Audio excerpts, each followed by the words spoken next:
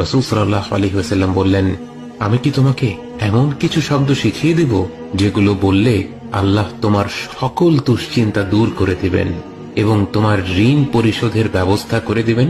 বলো, আল্লাহুম্মা ইন্নী আউযু বিকা মিনাল হাম্মি ওয়াল হাযান ওয়াল আজজি ওয়াল কাসাল ওয়াল বুখলি ওয়াল জুবন ওয়া দালা'id দাইনি ওয়া গলাবাতির রিজাল।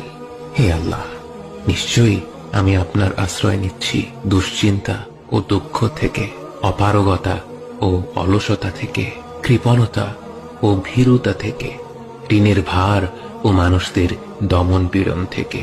আল্লাহর যেই বান্দাই পূর্ণ বিশ্বাসের সাথে এই কথাগুলো বলবে, আল্লাহ অবশ্যই তার জন্য স্বস্তি আর মুক্তির পথ বের করে দেবেন।